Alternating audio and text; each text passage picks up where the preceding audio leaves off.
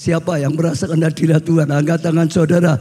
Tepuk tangan untuk Tuhan kita yang menyatakan hadiratnya. Selamat saudara yang sudah onset, saudara akan diberkati luar biasa. Saudara yang online ikuti dengan sungguh-sungguh, saudara juga akan diberkati luar biasa. Saudara, ya, saudara senang kita ibadah baru saja banyak yang liburan lebaran, saudara.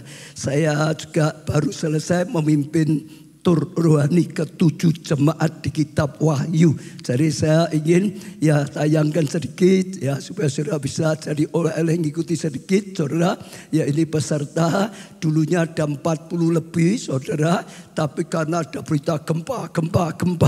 Jadi sebagian takut masih 20 lebih, saudara. Dan ini kita ada di depan, ini dulu gereja zaman dulu. Tapi waktu dikuasai oleh Ottoman itu jadikan masjid. Lalu dijadikan museum. Belakangan jadikan masjid lagi, saudara. Ya, ini Hagia Sophia namanya gitu, saudara. Ya, ini tim kita. Ya, lanjutkan lagi, saudara. Ini ada di satu tempat. Di sana ada sumber. Ya, tepuk tangan yang meriah. Tidak apa-apa. Ada sumber mata air, saudara. Itu mata air yang hangat gitu, saudara. Airnya itu sudah ribuan tahun. Tapi airnya mengandung banyak kapur. Maka sampai tempatnya putih semua. Putih ini bukan salju, tapi adalah kapur dari air itu, saudara. Ya, ini punya pelajaran juga yang luar biasa. Lanjutkan lagi, saudara.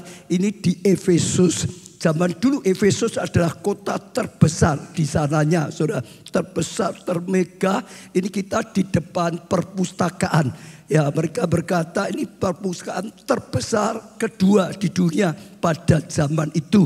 Yang pertama katanya di Mesir. Ini yang kedua, saudara. Ya, lanjutkan lagi. Ya, ini di jalan utama terus panjang, saudara. Ya, di Efesus, ya, saudara.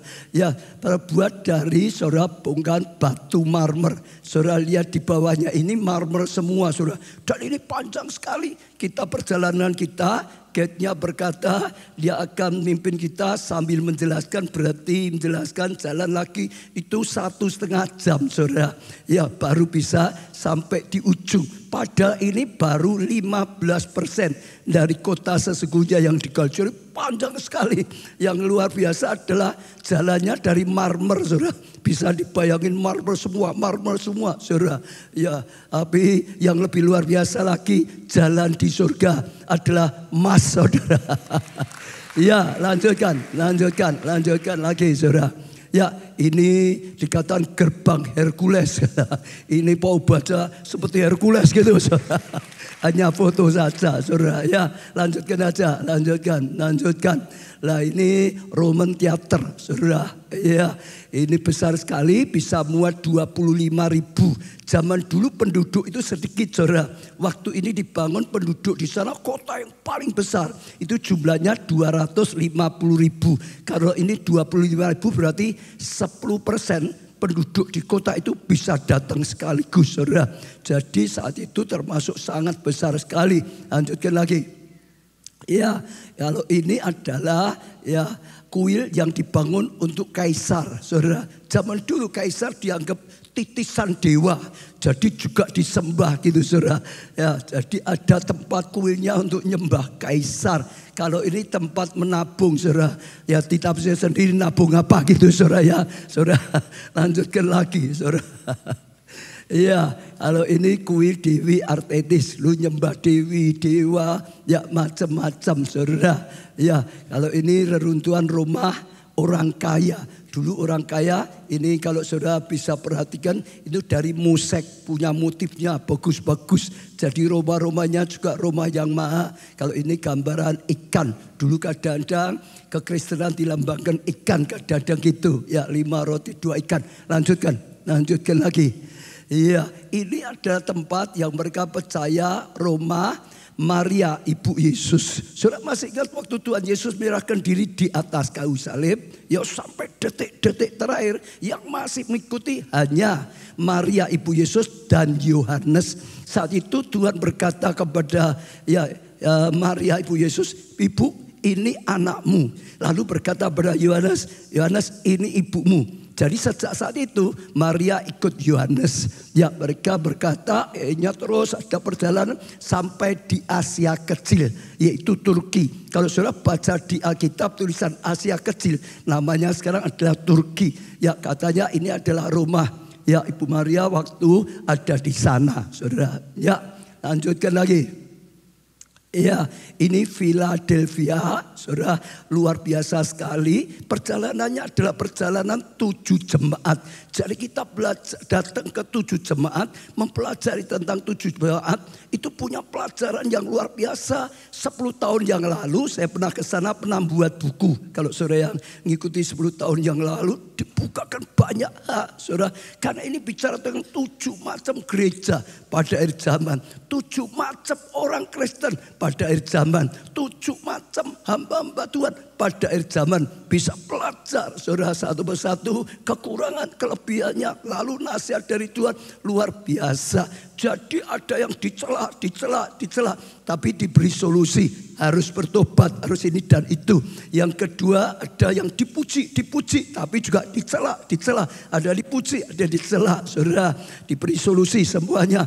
Yang ketiga enggak ada celaan, tapi hanya dipuji. Ada 2, satu Smyrna, kedua khususnya adalah Philadelphia. Ada pelajaran sangat luar biasa dan saya percaya Tuhan bicara kita, gereja kita harus seperti ya jemaat Philadelphia pada saat itu, saudara. Karena ada banyak yang mirip. Philadelphia sendiri artinya, saudara, nama itu artinya, saudara, kasih kekeluargaan. Kita gereja, kita diberi nama keluarga Allah. Harus ada kasih kekeluargaan. Kalau saudara baca di Alkitab juga, jemaat keluarga Allah itu harus menjadi ya pilar penopang dan dasar kebenaran. Jadi pilar-pilar harus menjadi pilar penopang, saudara, dasar kebenaran. Nah, sampai sekarang reruntuhannya habis semua kecuali pilar-pilar. Apa yang ditulis di Alkitab itu semua digenapi, saudara. Luar biasa sekali. Dulu dikatakan jadi pilar, sekarang yang ada adalah pilarnya. Ya, lanjutkan, saudara. Saya akan ini Smyrna, yang satunya di setia, luar biasa. Jadi saya akan ajarkan saudara nanti di live streaming with Pastor Ubaja. Karena ini menjadi pelajaran yang sambung menyambung 7 jemaat. Saudara bisa mengikuti dan saya percaya kita dibukakan dan kita akan diberkati. Luar biasa, saudara. Ya, masih ada lagi. Ya, ini adalah Tiatira. Kalau saudara pelajari di Alkitab ditulis di situ tempat nabi ya palsu gitu, saudara, pengajaran yang sesat bisa.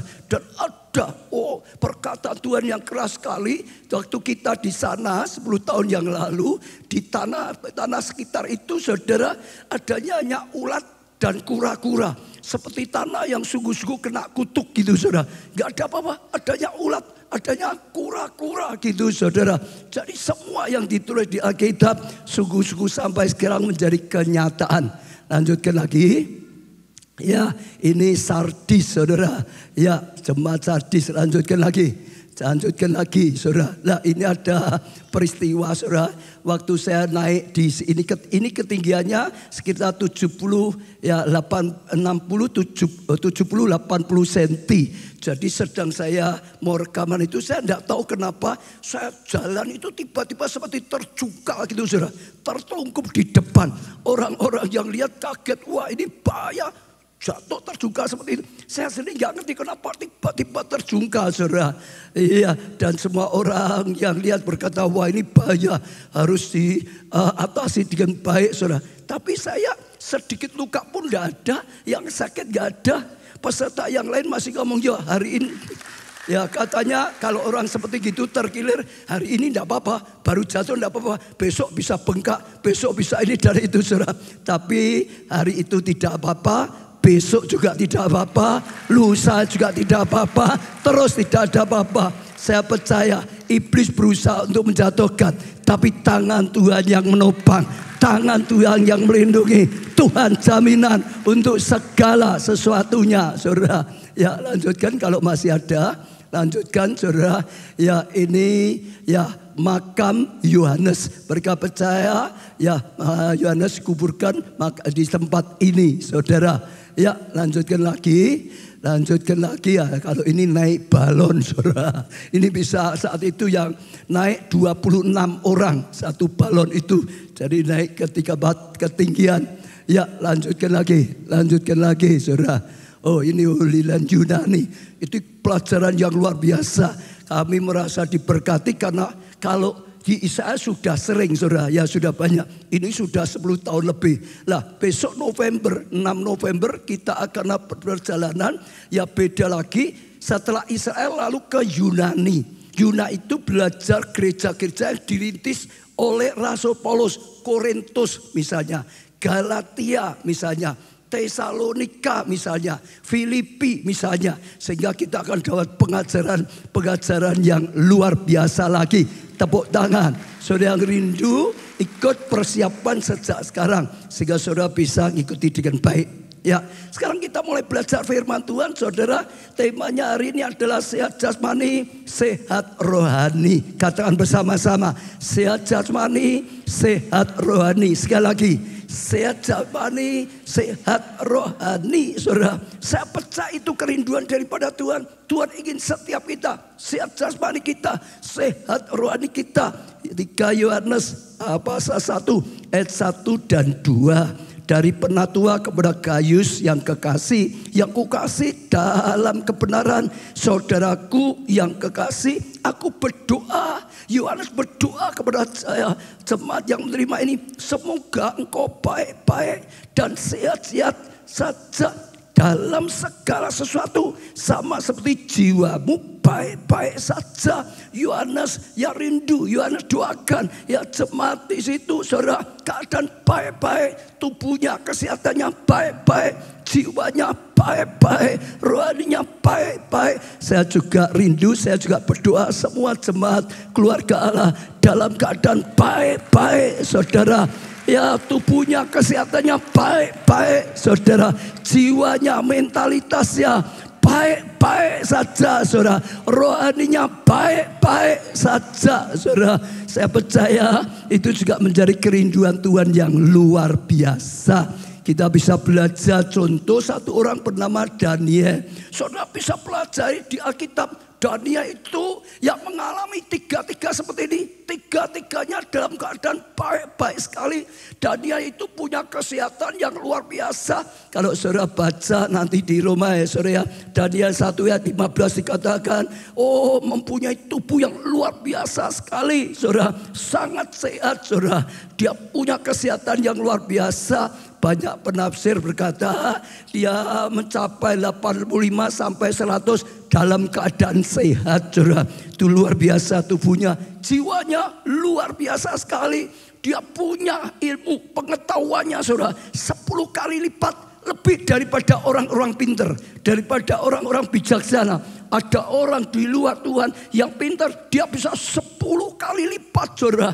Oh hikmatnya, kepandiannya, bijaksananya saudara, hatinya, sifatnya, mentalitasnya. Daniel itu luar biasa sekali saudara. Dia nggak mau balas kejahatan dengan kejahatan. Dia punya jiwa mentalitas luar biasa. Rohnya lebih luar biasa lagi. Kalau saudara baca nanti Daniel pasal 6 ayat 4 dikatakan dia punya roh yang luar biasa sekali saudara. Sehingga dikatakan saudara, semua raja kagum dengan dia saudara. Dia diangkat menjadi wakil raja, membawai semua kerajaan. Raja pertama jatuh, ganti raja kedua, tetap saja dia dibutuhkan karena dia keadaan luar biasa sekali.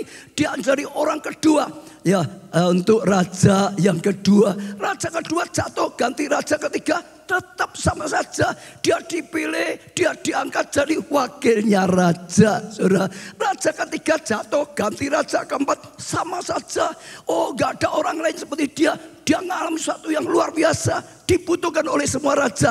Tetap diangkat menjadi wakil raja. Dia punya tubuh yang luar biasa, kesehatan yang luar biasa. Dia punya jiwa kepandaian yang luar biasa, mentalitas karakter yang luar biasa.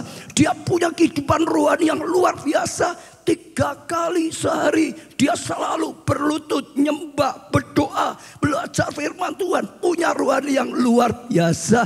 Dia ditangkap masuk gua sehingga ada penyertaan Tuhan yang luar biasa. Sehingga mulutnya dikatupkan oleh Tuhan. Ya gak bisa apa-apa. Padahal setelah dia dikeluarkan, orang yang menjebak dia dilempar ke gua singa. Orangnya belum sampai tanah, singa sudah langsung menerkamnya. Saudara, dia mengalami sesuatu yang luar biasa. Lah pertanyaannya, mengapa Daniel bisa mengalami sesuatu yang luar biasa seperti ini? Coba kita baca Daniel 9 ayat 2 sampai 3. Daniel 9 ayat 2 dan 3. Pada waktu pertama kerajaan itu, aku Daniel memperhatikan kumpulan kitab jumlah tahun yang menurut firman Tuhan kepada Nabi Yeremia akan berlaku atas timbunan puing Yerusalem. Dia pelajari firman, dia pelajari kitab Yeremia, nubuatan, janji Tuhan yang disampaikan melalui Yeremia, yakni 70 tahun. Mereka ada pembuangan, tapi sudah ada nubuatan. Nanti setelah 70 tahun Tuhan akan adakan pemulihan, saudara. Ada janji Tuhan, ada nubuatan yang disampaikan melalui Nehemia. Dia belajar kitab, dia temukan itu, saudara.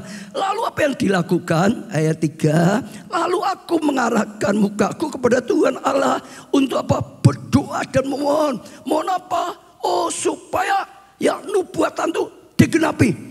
Tergenapi, saudara. Apa yang dijanjikan, apa yang dinubuatkan, itu sungguh-sungguh menjadi kenyataan. Alkitab berkata, mintalah apa yang sebenarnya sudah akan aku beri. Mintalah supaya aku segera menggenapi apa yang sudah aku rencanakan. Jadi dia berdoa dan memohon sambil, ada sambilnya. Sambil apa, saudara? Sambil apa, saudara? Berpuasa. Katakan sambil apa, saudara? Berpuasa. Sekali lagi, sambil apa, saudara? Berpuasa dan mengenakan gabung serta abu. Saudara perhatikan, dia seorang nabi, dia seorang yang luar biasa sekali. Saudara, tubuhnya, kepandaiannya, hikmatnya, ya kualitas wataknya, sampai rohnya, hubungan pribadinya dengan Tuhan. Dia tahu sesuatu, saudara. Waktu dia rindu, nubuatan ini digenapi. Waktu dia rindu, janji Tuhan digenapi. Dia doakan, tapi nggak cukup hanya doa. Dia doakan disertai dengan puasa. Dia doakan sertai dengan puasa. Dia doakan bukan hanya doa saja, tapi juga didukung dengan puasa. Doa disertai dengan puasa. Karena dia tahu satu hal, doa itu luar biasa. Doa itu nafas orang percaya. Doa itu pergaulan dengan Tuhan. Doa itu sahabat Tuhan. Tapi doa disertai dengan puasa akan menjadi doa yang jauh lebih berkualitas. Akan menjadi doa yang jauh lebih berbobot, yang jauh lebih berkuasa, yang jauh lebih punya otoritas. Maka nggak cukup didoakan, doa disertai dengan puasa. Amin, saudara. Doa puasa adalah disiplin yang sangat berguna untuk membangun kesehatan kita secara jasmani, jiwa kita, rohani kita. Tiga-tiga akan dibangun saat kita doa puasa. Kita bisa belajar sedikit. Kalau kita doa puasa, khususnya puasanya, orang puasa itu semua ilmu kedokteran, saudara, ilmu kesehatan mengakui ada hal yang baik, saudara. Kalau dulu makan yang banyak supaya sehat, saudara. Kalau sekarang nggak gitu, saudara. Makan jangan banyak-banyak, nanti kolesterol. Jangan banyak-banyak, nanti gula. Sekarang puasa justru mendatangkan kesehatan. Jangan banyak makannya, puasa itu akan mendatangkan kesehatan. Ya, yang sempat kita catat, puasa membersihkan racun dalam tubuh. Hidup pada akhir zaman banyak makanan-makanan, kadang-kadang ada racunnya, itu kimia misalnya. Kita hidup saja, udara sekarang sudah banyak pencemaran, itu juga banyak racun. Waktu kita puasa, doa di saat puasa, racun itu dikatakan sudah disingkirkan, dibersihkan, saudara. Dan juga membantu menurunkan efek peradangan dan alergi. Ya, peradangan diturunkan, saudara, disembuhkan, saudara. Mengurangi gula darah, saudara. Kalau saudara puasa, saudara nggak kena apa itu, gula darah namanya apa itu? Diabetes, saudara. Yang sudah kena doa puasa, saudara bisa jaga ya untuk kesehatan, kesembuhan, membantu mengatasi obesitas dan membantu menurunkan berat badan. Nah ini kalau ibu-ibu suka, wanita suka, saudara, karena banyak kalau langsung nggak suka, sukanya kalau langsing, saudara, sampai harus beli obat lah, sampai ini dan itulah, bila perlu sampai sedot lemak lah, macam-macam, biayanya banyak, berani bayar asal langsing, jangan langsung katanya. Kalau saudara berdoa puasa nggak usah bayar, uangnya nggak keluar, malah uangnya jadi lebih banyak. Karena tidak usah beli makanan lagi, tahu saudara, banyak-banyak, tahu saudara. Makanya dikurangi kok, saudara. Jadi luar biasa sekali, saudara. Ya ini kesempatan bisa diikuti, saudara. Lalu juga meningkatkan kadar lemak baik dalam darah. Ya dalam darah ada lemak jahat, ada lemak baik. Kalau lemak jahat bisa membuat penyumbatan, betul saudara, karena nempel pada dinding saluran. Tapi kalau lemak baik jadi banyak, saudara, semua yang akan nempel nggak bisa ngelondor gitu, saudara. Jadi nggak usah diring, jadi nggak usah ya dioperasi, saudara. Wah, faedahnya banyak sekali, saudara. Lalu dikatakan lagi, saudara, ya meningkatkan imunitas. Itu malah meningkat. Dulu waktu pertama kali COVID, saya sempat berpikir, wah ini harus puasa, nanti lemah fisiknya, kalau lemah gimana? Tapi ternyata salah. Justru puasa itu meningkatkan imunitasnya, saudara. Meningkatkan kemampuan kerja otak. Kenapa? Aliran jalan darahnya akan lebih lancar, saudara. Otaknya baik, saudara. Berpikirannya lebih cerdas. Mengatasi kecanduan zat-zat adiktif. Ini kecanduan, ya kecanduan obat atau apapun itu, saudara. Mengobati penyakit mata seperti glukoma, mengobati sakit kepala sebelah atau migrain. Kalau saudara cari banyak sekali, saudara, nggak ada habis-habisnya. Termasuk banyak mengobati sakit kantong, mungkin juga salah satunya termasuk itu, saudara. Bahkan kalau saudara baca, tadi pagi saya sempat baca-baca, bukan hanya manusia loh, binatang pun tahu berpuasa loh. Kalau saudara pelajari, ayam itu berpuasa. Berpuasa enggak? Berpuasa enggak ayam itu? Untuk apa ayam berpuasa? Oh ya, luar biasa. Jadi saudara, kalau induk ayam ngerami telur itu, saudara, dia harus berpuasa. Kalau dia berpuasa, maka suhu panasnya itu biar energinya bisa keluar, sehingga telur itu hangat, sehingga ayamnya bisa menetas jadi ayam. Puasa. Raja Wali puasa, saudara. Harus ada puasa juga, saudara. Ulat dan banyak binatang juga tahu secara alami. Saya percaya ini memang diciptakan oleh Tuhan, diberi naluri seperti itu supaya tetap ada faedahnya, saudara. Secara lahiriah luar biasa, secara rohani juga lebih luar biasa lagi. Yesaya 58 ayat 6 dan seterusnya. Bukan berpuasa yang ku kehendaki, kita akan belajar. Ya, waktu kita puasa itu bagaimana yang dikehendaki Tuhan, yaitu supaya engkau membuka belenggu-belenggu kelaliman. Semua belenggu-belenggu kelaliman dibukakan, saudara. Jangan ada yang munafik itu, saudara. Dibukakan, saudara. Dan melepaskan tali-tali kuk yang mengikat kehidupan kita, dilepaskan, saudara. Kuk peramban dilepaskan, saudara. Supaya engkau memerdekakan orang yang teraniaya. Bukan hanya kita dilepaskan, dibebaskan, kita juga memerdekakan orang, saudara. Luar biasa. Dan mematahkan setiap kuk, supaya engkau memecah-mecah rotimu bagi orang yang lapar, dan membawa ke rumahmu orang miskin yang tak punya rumah. Dan apabila engkau melihat orang telanjang, supaya engkau memberi dia pakaian, dan tidak menyembunyikan diri terhadap saudaramu sendiri. Juga melepaskan dari apa? Oh, kekikiran, saudara. Ya, hati yang kikir, sifat kikir itu dihancurkan. Sekarang tidak egois, hanya mikirkan diri, mikirkan juga sesama, mikirkan Tuhan nomor 1, sesama nomor 2. Mulai hidupnya jadi berkat, mulai hidupnya berguna bagi Raja Allah, berubah sesuatu. Jadi puasa itu bukan hanya tidak makan, tidak minum makanan saja, termasuk puasa ya Pak Saudara, berbuat dosa, termasuk puasa ngumbar kedagingan, termasuk puasa tadi dari kekikiran, termasuk puasa apa Saudara?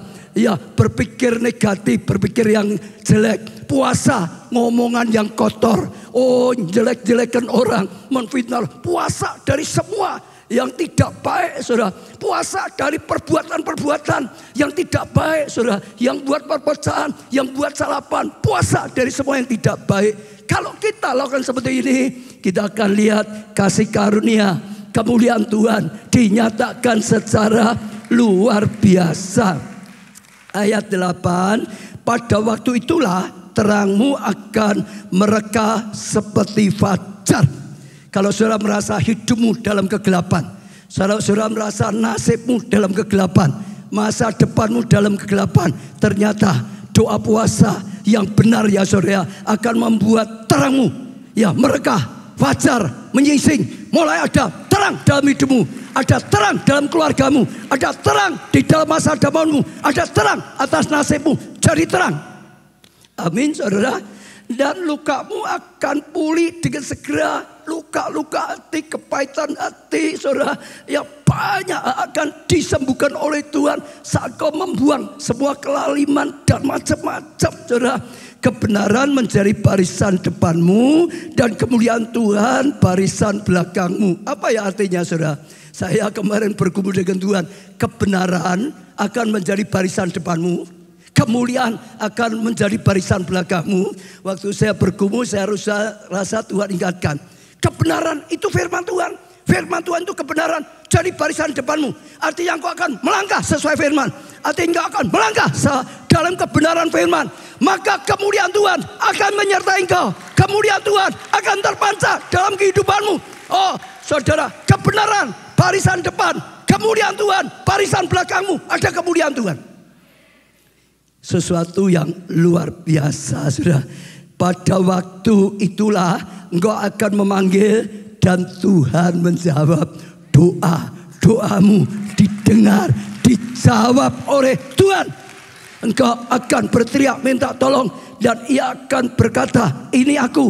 Apabila engkau tidak lagi mengenakan kuk kepada sesamamu dan tidak lagi menunjuk-nunjuk orang dengan jari dan menfitnah saudara, engkau hidup yang benar, doa puasa yang benar, patahkan semua kemunafikan, patahkan semua yang tidak baik, maka kau akan melihat kemuliaan Tuhan.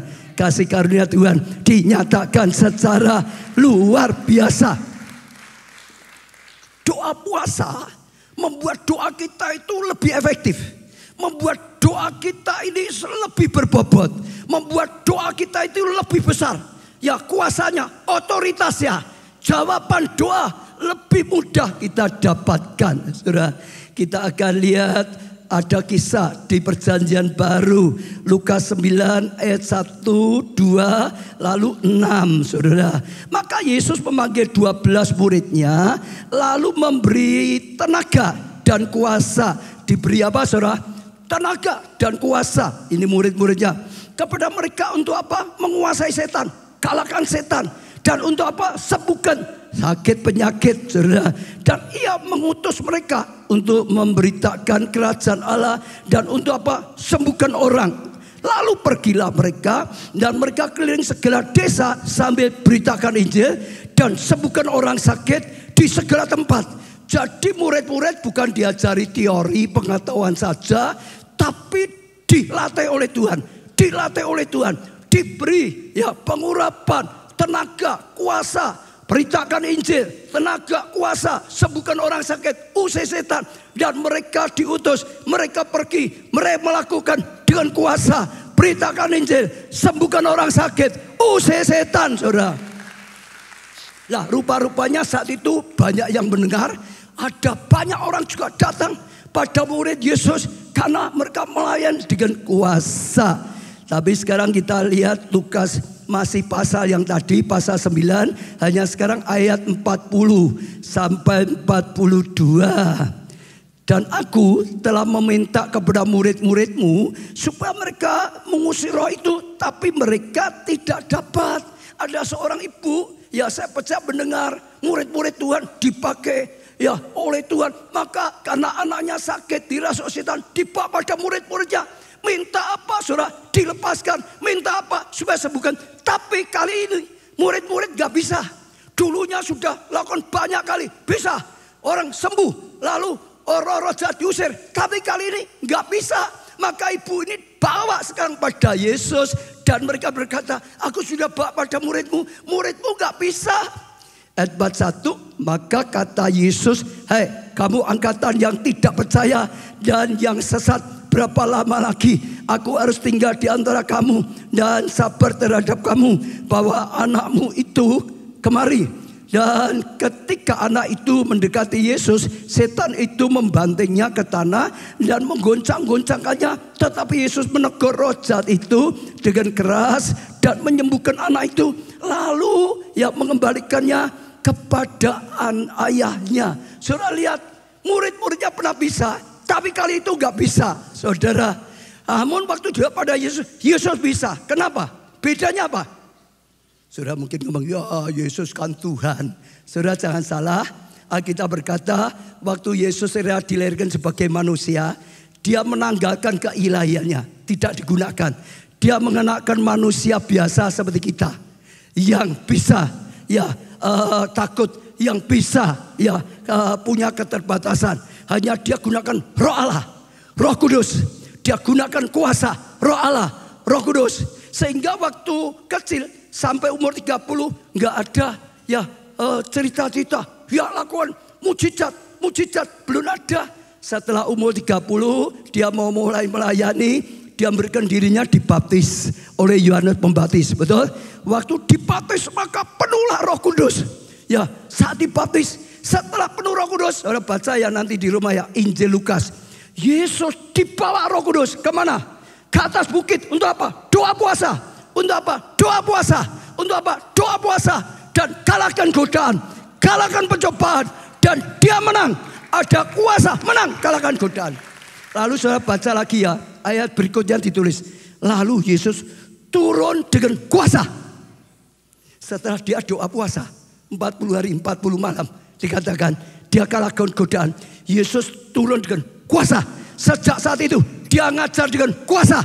Sejak saat itu dia melayani dengan kuasa. Sejak saat itu dia sembuhkan orang sakit dengan kuasa. Sejak saat itu usai sehat dengan kuasa. Lah bedanya gini, murid-murid Yesus hanya doa, belum berpuasa saat itu. Yesus sudah hidupnya penuh doa, pagi-pagi doa, siang-siang cari orang banyak doa, malam-malam doa, kehidupan doanya luar biasa. Tapi waktu dia mau melayani, dia tambahi selain doa disertai dengan puasa. Doa, puasa, doa, puasa, doa, puasa, doa, puasa. Punya kualitas kuasa yang lebih daripada murid-muridnya. Artinya begini, masalah itu ada yang kecil, ada yang sedang, ada yang besar, ada yang sangat besar. Iblis juga sama, ada iblis ya setan lah, roh-roh jahat yang kerucuk-kerucuk kecil-kecil. Ada iblis yang sedang, ada iblis yang kekuatannya besar, ada roh-roh jahat gitu saudara, yang wah jenderal-jenderalnya. Oh kalau yang kecil mungkin saudara usir gampang saudara. Yang sedang-sedang saudara kalau bangun kehidupan doamu masih tidak masalah. Tapi dengar saat itu murid Yesus sedang menghadapi salah satu mungkin jenderalnya setan. Dan mereka nggak bisa apa-apa. Otoritasnya, kuasanya nggak sampai. Beda Yesus. Yesus selain bangun kehidupan doa. Ya doa itu nafas orang percaya. Doa itu bergaul dengan Tuhan. Doa itu menjadi sahabatnya Tuhan. Tapi disertai dengan puasa. Doa, puasa. Doa, puasa. Doa, puasa. Dia bisa. Maka kalau sudah baca di rumah, muridnya tanya, kenapa guru? Kami nggak bisa. Salah satu jawabannya Matius 17 ayat 21. jenis ini tidak dapat diusir kecuali dengan doa dan puasa. Doa saja gak bisa. Harus doa yang disertai dengan puasa. Artinya puasa membuat doamu itu lebih efektif. Puasa membuat doamu itu lebih berbobot. Puasa membuat doamu itu lebih punya otoritas. Akan membuat peningkatkan kesehatan tubuh kita. Akan membuat jiwa kita lebih berhikmat. Saudara, sifat kita lebih baik. Percaya enggak? Kalau saudara puasa, ya enggak cuma makan minum saja, termasuk puasa marah gitu. Lama-lama jadi sabar. Ayo, yang biasanya emosi dan enggak sabar, ayo doa puasa 40 hari. Nanti 40 hari lah jadi lebih sabar. Loh, betul gak saudara? Betul gak? Betul tak? Ibu-ibu itu yang suaminya galak, ya benar Pak, itu puasa. Tapi juga puasa dari gini loh saudara. Ya ayo saudara, betul gak? Suami-suami yang biasanya kalau istrinya telat buat makan marah toh saudara. Itu kan seringkali kan gitu toh ya. Dulu diajarkan suami itu kelemahannya di perut. Ibu-ibu harus ngerti, jangan terlambat. Kalau terlambat masih rewel minimal. Tapi suami-suami harus ngerti, istri itu kelemahannya gini loh. Mengkap terus. Jadi harus ada juga saudara. Kalau suami istrinya gini nih, sudah kasih aja cantelan panci gitu saudara. Dengarkan saja sudah enggak apa-apa. Memang modelnya gitu kok. Loh tapi benar loh ini suami istri, betul enggak? Ya toh? Tapi dengar, bisa diatasi dengan doa puasa. Amin. Biasa diatasi dengan apa? Doa puasa. Katakan sebelah saudara, ayo doa puasa. Ayo katakan kanan kiri saudara, doa puasa. Betul saudara, tubuh kita sehat, jiwa kita jadi baik, roh kita bangkit. Nah sekarang kenapa doa puasa itu akan menjadi efektif? Doa puasa itu buat kita lebih penuh kuasa daripada otoritas. Kenapa? Doa puasa membuat kita lebih berhasil dalam pelayanan, dalam ngusir setan, dalam mengalahkan godaan, dalam mengalahkan keinginan daging. Kenapa? Masalahnya yang namanya doa puasa itu sedang menguatkan rohnya dan melemahkan daging. Saudara, kalau saudara puasa kan ngurangi makan, betul enggak? Keinginan daging kita dilemahkan, saudara. Tapi waktu kita doa, roh kita dikuatkan. Jadi saya ulangi ya, doa puasa itu membuat daging kita dilemahkan. Lalu membuat roh kita dikuatkan. Itu namanya doa puasa. Doa puasa itu bukan hanya puasa. Kalau hanya puasa itu diet. Beda saudara. Doa puasa, banyak waktu untuk doa, banyak waktu untuk cari Tuhan, banyak waktu untuk firman Tuhan, renungkan firman Tuhan siang malam. Jamnya untuk buat makanan untuk doa, jamnya untuk nangkring di restoran untuk doa. Betul. Itu namanya doa puasa. Namanya apa saudara? Doa puasa.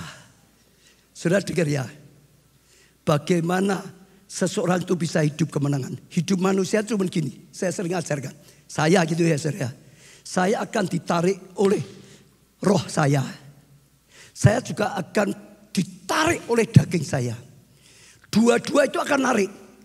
Apa yang saya lakukan tergantung kuat roh saya atau kuat daging saya. Setiap orang akan menghadapi masalah, mau emosi misalnya. Ya, roh kita akan bilang, jangan. Nanti pertengkaran lebih besar loh. Nanti lebih parah loh. Jangan. Ya, nanti rumah tanggamu rusak loh. Jangan. Persahabatanmu jadi rusak. Jangan. Pelayananmu jadi rusak. Jangan. Tapi dagang kita nggak bisa. Orang seperti itu kok. Ayo lawan dia. Hantam dia. Ayo hajar dia. Mesti ada dua. Tergantung kuat daging atau kuat roh. Kalau kuat roh, jangan. Dagingnya cuma jangan mau pelan. Ya tetap menang roh.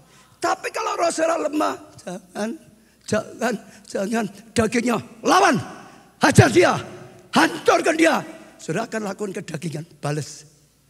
Kita itu melakukan apa? Sebetulnya kuat daging atau kuat roh.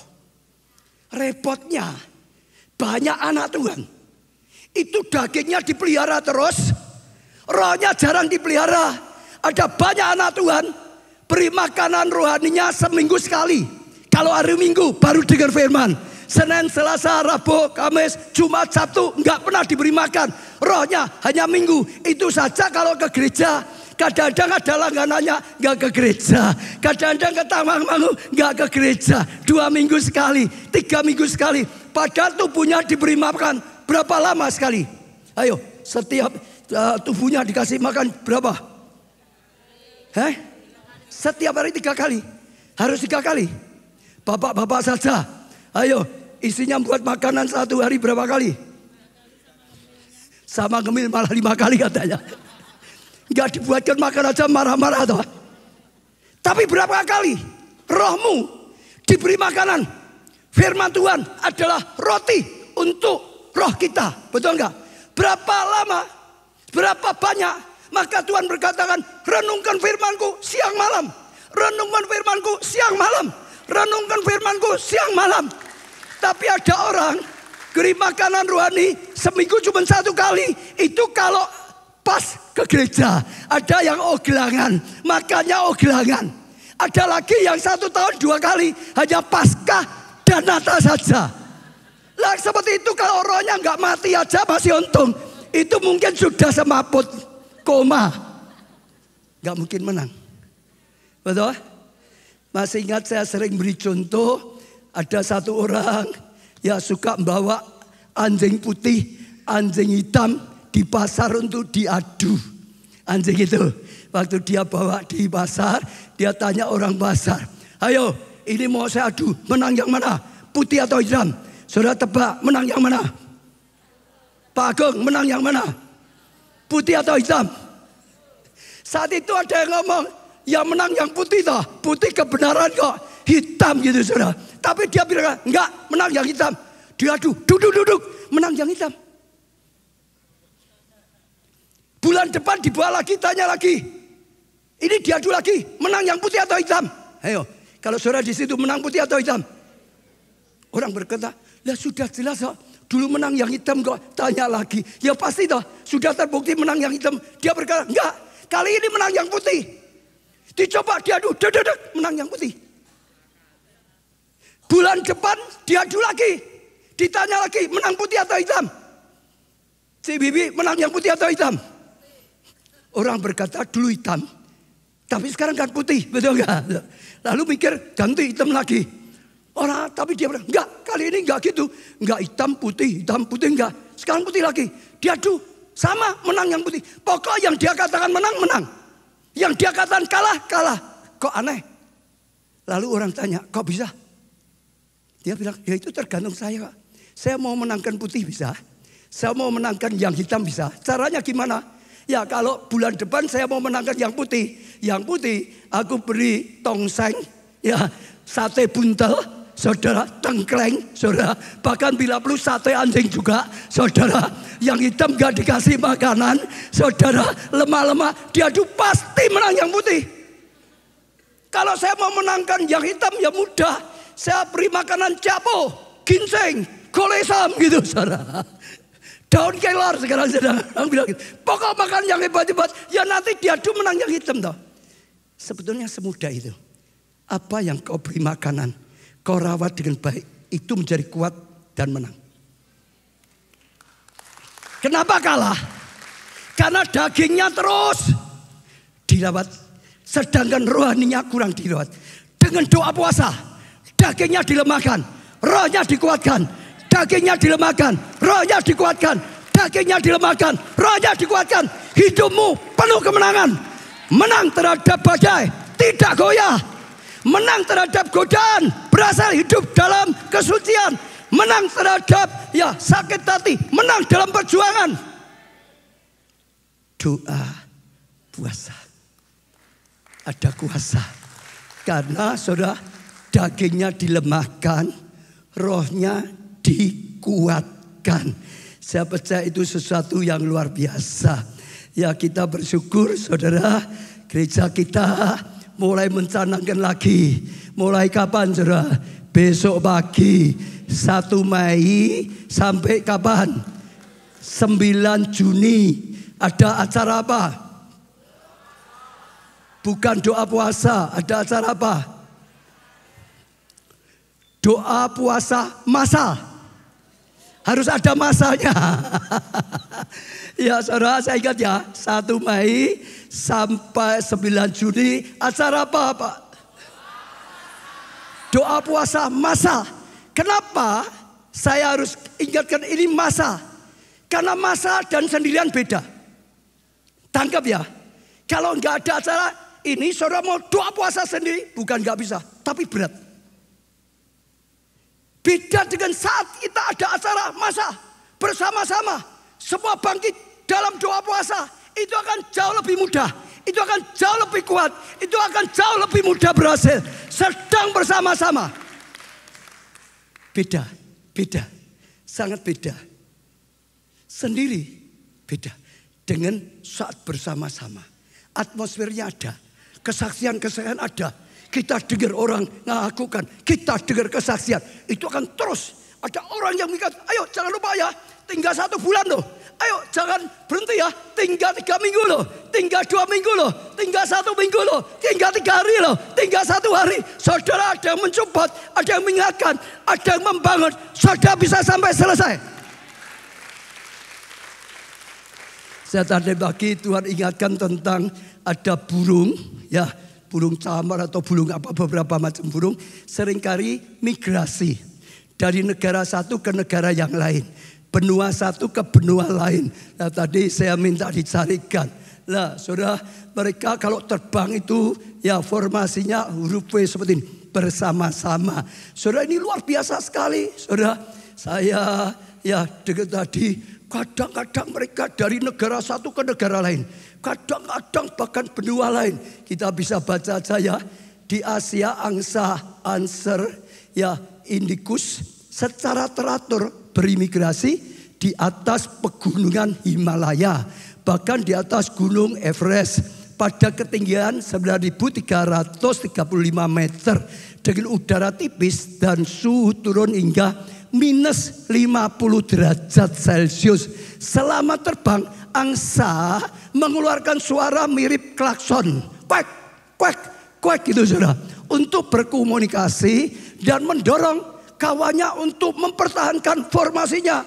Terus jalan, terus maju, jangan keluar, terus bersama, terus terbang, ya jangan berhenti, jangan turun, maju. Angsa yang berimigrasi mampu terbang hingga 5.000 kilometer pada setiap musim migrasi. Kecepatan rata-rata bisa 65 kilo per jam dan dapat meningkat kecepatan hingga 110 kilo per jam. Saudara bisa bayangkan ya, pertama 5.000 kilometer itu jauhnya seperti apa toh? Solo Jakarta itu 500 lebih, betul? 5.000 itu hampir saudara ya 10 kalinya. Terbangnya saudara, kecepatannya berapa? 60 bisa sampai 110. Itu seperti mobil saudara. Betul. Kenapa? Saudara dengar ya. Saya baca baru sepintas tadi. Saya akan baca lagi. Saudara dengar, mereka selalu pakai formasi ini. Mereka selalu bersama-sama, nggak boleh ada keluar. Ada yang keluar, mereka akan kehilangan. Mereka nggak akan bisa melanjutkan. Nggak boleh keluar, selalu saudara. Jadi ada satu yang di depan, saudara dengar dulu ya. Kenapa? Ini yang depan ini waktu mereka terbang, saudara harus tahu hukumnya seperti pesawat itu. Angin ini saudara akan ke sini. Angin ini tidak akan nabrak sini. Angin di sini akan naik ke sini. Angin di sini setelah ditembus ini akan turun di sini. Jadi yang depan dengan kekuatan sayapnya nembus angin. Yang di belakang itu tidak usah nembus, ikut saja, ringan. Yang nembus hanya yang di depan. Yang lain ikut saja. Saudara, sehingga nggak keluar banyak tenaga karena yang nembus itu yang di depan. Jadi nggak terlalu berat bagi mereka. Lalu tadi seperti klakson, mereka itu beri semangat, jalan terus, maju terus. Ayo jangan berhenti, maju terus. Apalagi yang belakang biasa memberikan dorongan yang di depan. Terus maju, terus maju, terus maju. Oh terus, Tuhan beri kekuatan. Jangan malah melemahkan orang lain, saudara. Maju terus gitu, saudara. Ya, luar biasa, ada semangat. Bahkan kalau ini sudah nggak bisa, ini maju di depan, gantian, maju, maju. Kebersamaan dan keteraturan seperti itu, ada yang mimpin, membuat mereka sangat mudah. Mereka bisa terbang 5.000 kilometer dengan kecepatan maksimal 110 km. Sama doa puasamu sendiri 5.000 seorang nggak bisa. Tapi kalau bersama-sama bisa. Kalau bersama bisa. Kalau bersama-sama bisa. Kalau bersama-sama bisa. Kesempatan. Saya dorong setiap saudara kesempatan. Lalu bagaimana waktu doa puasa? Pertama, komitmen. Aku doa puasa. Aku mau doa puasa sungguh-sungguh. Aku mau ikuti. Aku mau ikuti. Aku mau ikuti. Saudara, ya. Daniel 1 ayat 8. Daniel berketetapan, ambil ketetapan, ambil keputusan, ambil komitmen untuk tidak menajiskan dirinya dengan santapan raja dan dengan anggur yang biasa diminum oleh raja. Dia ambil ketetapan, maka dia minta pada sida-sida yang ngatur dia. Dia berjuang, dia tetapan, aku tetap tidak mencemarkan diri, aku tetap jaga kekudusan. Kalau ini aku ambil keputusan, ikut doa puasa sampai selesai. Doa puasa masa sampai selesai. Saudara, kalau saudara komitmen ambil keputusan dengan gereja kita sedang tak coba nih wae. Ya sudah nek kuat, puji Tuhan. Nek ndak kuat ya wis mandek di tengah jalan. Ndak apa-apa ya Pak wajah. Wong ndak kuat toh. Saudara kalau seperti itu enggak kuat lah, percaya saya. Segala sesuatunya ke saudara-saudara. Komitmen, tekad, mudah. Orang mau jadi kelompok ketua, aku enggak bisa. Ya coba wes. Oh saudara enggak bisa. Kalau saudara berani komitmen, bisa. Tuhan pasti tolong. Ya bisa. Komitmen dan enggak itu beda. Jadi kalau saya, karena saya sudah lama ya, doa puasa dengan tidak doa puasa itu beda. Dulu kalau enggak doa puasa, saya terlambat makan, perut saya sakit, mahnya sakit. Terlambat makan, pusing. Tapi kalau doa puasa, enggak. Karena waktu mau doa puasa, bilang perintahkan tubuhnya sendiri. Doa puasa. Kita mulai doa puasa. Tubuh, perut, lambung, doa puasa. Ini doa puasa. Jangan minta makan. Doa puasa. Sampai selesai. Doa puasa. Perintahkan tubuhnya, lambungnya. Saudara, itu beda. Enggak sakit. Enggak pusing. Loh, betul kok? Betul. Yang kedua dengan iman. Daniel itu berkata pada sida-sida itu, buktikan dalam 10 hari aku pasti lebih sehat. Dengan iman. Saudara juga dengan iman. Aku pasti bisa selesai. Aku pasti levelku naik. Imanku naik. Pengurapanku naik. Sifatku lebih baik. Tubuhku lebih sehat. Pasti punya iman. Kalau saudara melangkah seperti itu, saudara akan punya kekuatan. Dan saudara akan mengikuti tahun ini. Kalau tahun yang lalu enggak berhasil, tahun ini saudara akan berhasil. Akan apa? Berhasil. Saya ajak setiap saudara, ya tangkap. Kalau saudara sudah dapat janji Tuhan, Tuhan itu kan nyata toh. Ada ya yang dapat janji Tuhan ya. Rema ya, janji melalui firman Tuhan. Ya atau apalagi kalau dapat rema, janjilah misalnya setiap orang diberi tulang rusuk, Tuhan pasti beli aku jodoh. Imani, belum datang-datang, doa puasa. Doamu lebih punya kuasa didengar Tuhan. Amin saudara. Yang belum punya anak, doa puasa. Yang cari kerjaan, doa puasa. Apalagi kalau saudara sudah dapat rema. Dengar ya, kalau saudara sudah dapat rema, doa puasa. Seperti apa? Daniel. Sudah jelas, ini ada nubuatan. Doakan, puasakan. Daniel itu tahu hukum dalam Tuhan. Dia dekat dengan Tuhan. Dia seorang pendoa yang hebat, yang luar biasa. Dia tahu pentingnya disertai puasa. Dia doa puasa. Sekalipun sudah dijanjikan, waktunya sampai. Tuhan berkata, minta supaya aku berikan. Mintalah apa yang seharusnya sudah aku janjikan, aku akan berikan. Minta, supaya segera tergenapi. Amin. Saudara yang dapat terima pemulihan keluarga. Saudara yang dapat terima kesehatan, mujizat kesembuhan.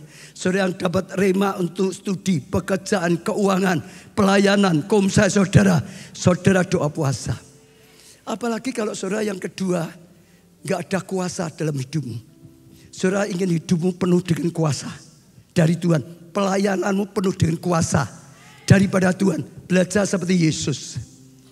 Dia tahu betapa pentingnya pelayanan disertai, ditopang dengan doa puasa. Sehingga kuasa menyertai pelayanan. PW, doa puasa, hadirat lebih nyata. Kuasa lebih nyata. Mujizat lebih nyata. Karya Roh Kudus lebih nyata. Siapapun pengkhotbah, doa puasa dan tidak beda. Saudara lihat hamba-hamba Tuhan yang dipakai Tuhan luar biasa. Kalau saudara perhatikan, adalah orang-orang yang tahu doa puasa. Sehingga berjalan dalam Roh Kudus, pengurapan Roh Kudus. Kalau orang yang gak berjalan dengan kuasa Roh Kudus, gak yakin hidup dengan Roh Kudus, malah mencela. Betul saudara. Lalu belajar satu lagi dengan apa? Esther. Esther mengalami pada zamannya. Karena Haman tersinggung dengan Mordekai. Dia benci. Dia mulai hasut raja. Sampai ada keputusan. Bangsanya mau dibasmi. Dihancurkan. Dihabisin. Bukan satu orang dibunuh loh saudara. Bukan satu keluarganya dia loh saudara dibunuh. Tapi semua bangsanya dibantai. Semua dilenyapkan. Satu bangsa dilenyapkan. Sudah ada keputusan saudara. Lalu Mordekai datang pada Esther. Esther, engkau ratu, datang pada raja. Oh bela bangsamu. Esther berkata, aku gak bisa. Karena kalau orang gak dipanggil raja, nekat bisa dihukum mati. Aku gak bisa. Lalu saudara tahu gak? Mordekai berkata, tahu gak Esther? Kenapa Tuhan angkat kau jadi ratu? Kau harusnya kan termasuk gadis buangan. Kenapa bisa jadi ratu? Itu ada rencana Tuhan. Engkau ditempatkan jadi ratu untuk membela bangsamu, untuk selamatkan bangsamu. Ini panggilanmu, ini tugasmu. Hadap raja, datangi raja. Bela, kalau engkau gak mau Tuhan pakai orang lain, engkau juga akan binasa.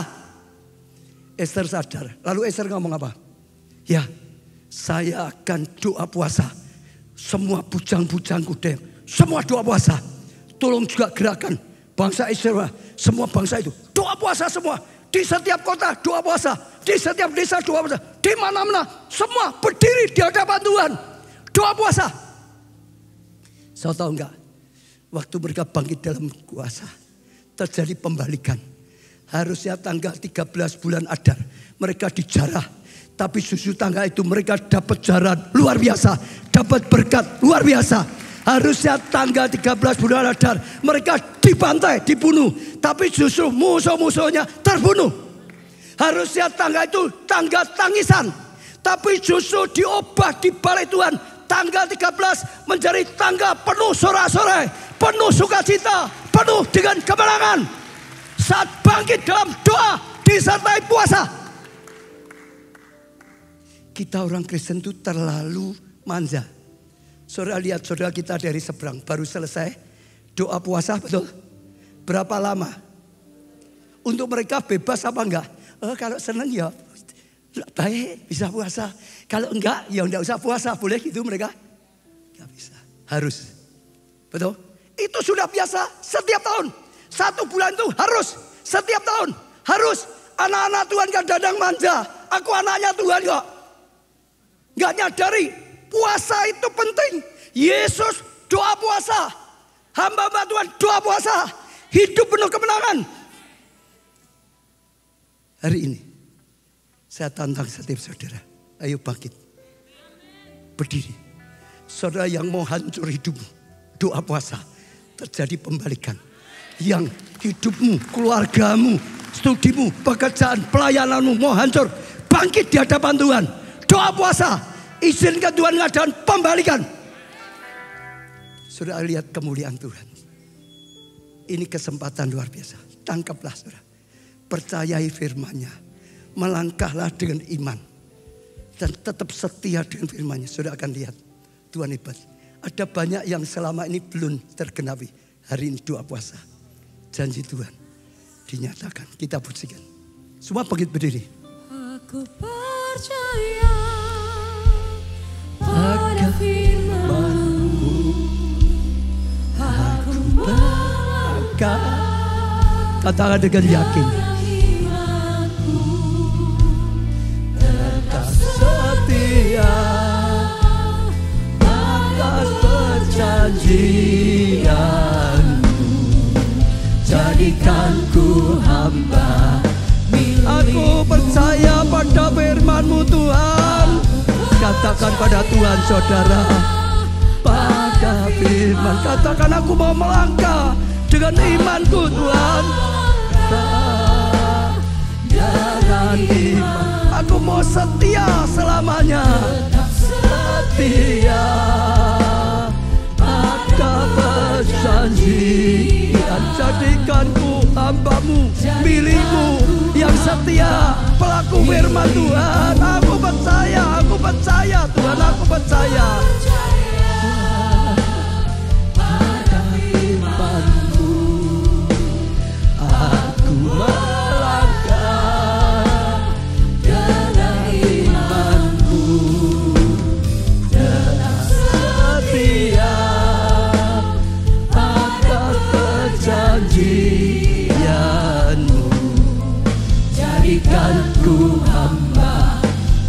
Semua angkat tangan di hadapan Tuhan. Datangi Tuhan dengan secara pribadi saudara. Katakan keluar dari hati nurani-Mu yang dalam, hati nurani-Mu yang tulus. Dengan yakin katakan aku percaya pada firman-Mu Tuhan. Firman-Mu ini ya dan amin. Terima kasih pembukaan firman-Mu Tuhan. Terima kasih firman-Mu menjadi pewahyuan bagi setiap kami. Kau singkapkan firman-Mu. Bahkan terima kasih firman-Mu jadi rema bagi gereja-Mu, bagi bangsa kami, bagi setiap kami Tuhan. Jadi rema Tuhan. Aku percaya dan aku mau melangkah dengan iman. Aku mau melangkah dengan iman. Aku mau melangkah dengan iman Tuhan. Aku mau setia. Oh, jadi hamba yang setia, yang selalu melakukan firman-Mu Tuhan. Oh, aku ini milik-Mu. Oh, biar kehendak-Mu yang jadi. Biar aku melakukan yang Kau ingini Tuhan. Apapun yang Kau katakan, ajar kami jadi hamba yang setia, hamba yang penuh percaya, hamba yang beriman, hamba yang taat, hamba yang sungguh-sungguh berserah total, ikuti panggilan Tuhan. Kami mau bangkit, doa, puasa, masa bersama-sama. Oh Tuhan, Kau dengarkan keputusan-keputusan, Kau dengarkan komitmen-komitmen pada saat ini. Tuhan, beri pengurapan. Oh, beri iman Tuhan. Oh, beri kekuatan Tuhan. Beri kemampuan Tuhan. Setiap kami bisa berjalan dengan kekuatan-Mu, dengan pengurapan-Mu, dengan pertolongan-Mu, dengan tuntunan-Mu. Setiap kami bisa lakukan dengan iman, dengan pertolongan-Mu sampai selesai, sampai berhasil. Kami akan dibawa Tuhan naik level. Kesehatan kami naik level. Jiwa kami naik level. Roh kami naik level. Terjadi sesuai dengan firman-Mu. Orala pasakara. Terus doa saudara. Tuhan, yang sakit biar disembuhkan, yang alami jalan buntu biar dibukakan jalan keluar, yang butuh mujizat, yang butuh rema, berikan rema, yang butuh pasangan hidup, butuh pekerjaan, butuh keturunan, butuh rema, butuh apapun, Engkau yang mendengar, Engkau yang menjawab lebih daripada yang bisa diminta. Tuhan, kami bawa setiap doa-doa ini, kami terima dengan iman, kami terima dengan iman, kami terima dengan iman. Kami akan melangkah melakukan firman-Mu. Terima kasih Tuhan. Kami bangga punya Allah seperti Engkau. Allah yang mengajari kami, Allah yang menuntun kami, Allah yang menyertai kami, Allah yang memberi kemampuan, Allah yang membuat kami berhasil. Dalam nama-Mu Tuhan Yesus. Amin. Beri tepuk tangan yang meriah. Pujian-pujian iman, pujian sukacita. Deklarasikan iman kita. Terima kasih Tuhan. Kami pulang membawa sukacita. Kami pulang membawa kesembuhan. Kami diberkati untuk menjadi berkat.